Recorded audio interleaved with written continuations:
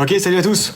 Alors, pour ceux qui me connaissent pas encore, moi c'est Mathieu van der Gielen. Je suis kinésithérapeute. Je suis aussi à CrossFit Level 2.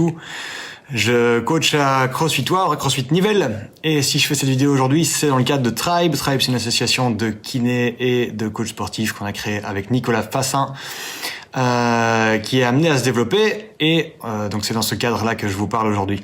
La raison pour laquelle je fais cette vidéo-là aujourd'hui, c'est que ça fait depuis quelques heures maintenant qu'on a appris que les salles de sport allaient pouvoir à nouveau réouvrir après le confinement. C'est une super bonne nouvelle, vraiment.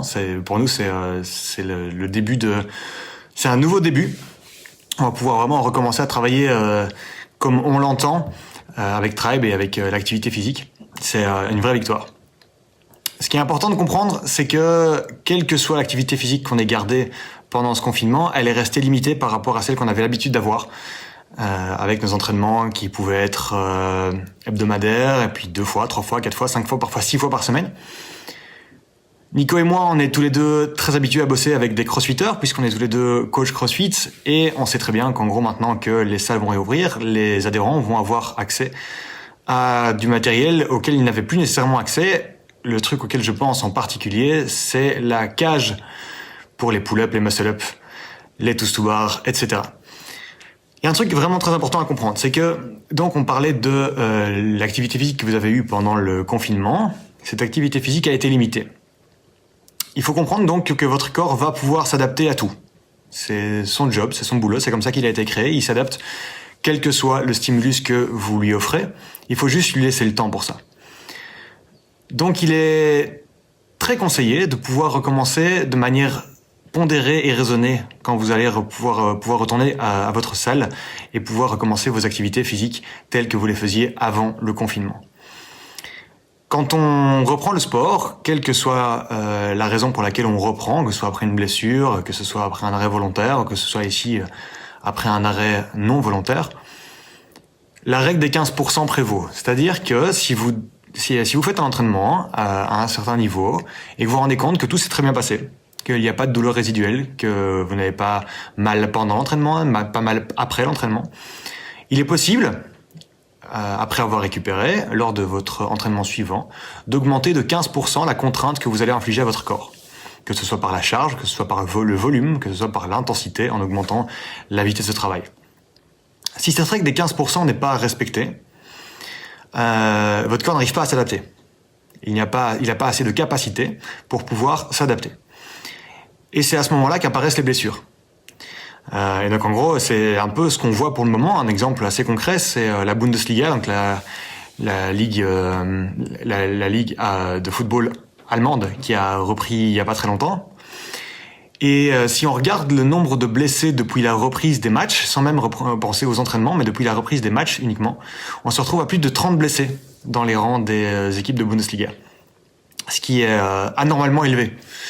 Et c'est très facilement corrélable avec le fait que ces personnes ne se sont pas entraînées autant qu'elles le faisaient le reste de l'année et pendant les autres années où la ligue existait. Et donc la blessure apparaît.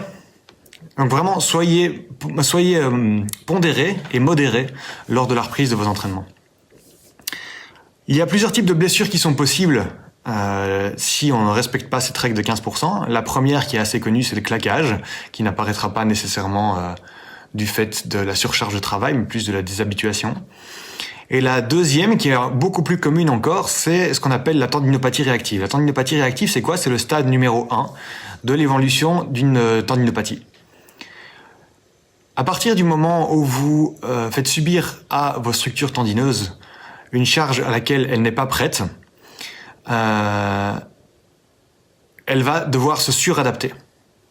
Si c'est une charge auquel elle est prête, il n'y a pas de problème. Elle va sentir le travail que vous lui demandez, elle va prendre le temps de récupérer, elle va s'adapter, elle va s'améliorer. Si c'est trop important, il y a une surréaction. Il faut comprendre que c'est pas une inflammation. C'est juste un épaississement au niveau des structures tendineuses. C'est pas un œdème non plus. Et donc en gros, le fait d'utiliser des ANS, donc des anti-inflammatoires non stéroïdiens, n'est pas nécessairement recommandé pour réussir à récupérer d'un tel problème. Le repos relatif est la seule vraie solution. Ce qu'on appelle repos relatif, ça veut pas dire arrêter et recommencer d'ici quelques jours quand ça ira mieux. L'idée c'est quoi? C'est si cette lésion est apparue, c'est que le volume ou la charge, ou la contrainte en tout cas, était trop importante. Le premier de vos boulots donc va être de réussir à trouver la bonne charge, la charge qui vous permet de travailler sans douleur. Si la douleur est apparue, il se peut que la charge le volume de travail que vous allez trouver soit plus bas que celui auquel vous soyez habitué. Restez-y. Ok, tant que cette douleur est présente, on reste à ce volume et à cette intensité plus basse. Et à partir du moment où on voit que ça se passe bien, alors on remet en place cette règle des 15% et on recherche à aller chercher de l'adaptation au niveau des structures.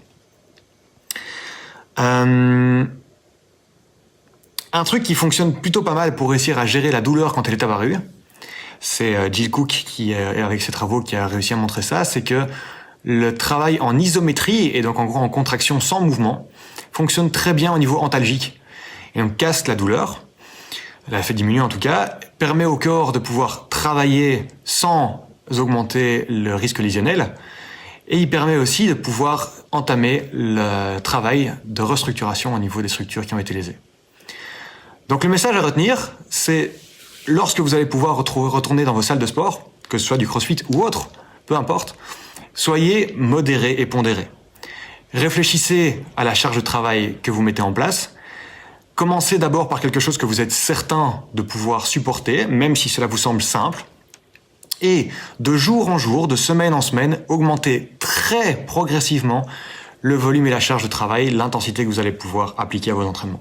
Si vous respectez ces règles, aucune raison de vous retrouver dans une situation pathologique et aucune raison de vous retrouver dans nos cabinets à Nico et à moi. On espère plutôt vous retrouver dans les salles et dans les cours avec une énorme banane, une envie énorme et au-delà d'une envie de vous entraîner, une envie d'apprendre et de continuer à progresser. Merci de nous avoir écoutés. On se retrouve très vite pour une autre vidéo. Salut!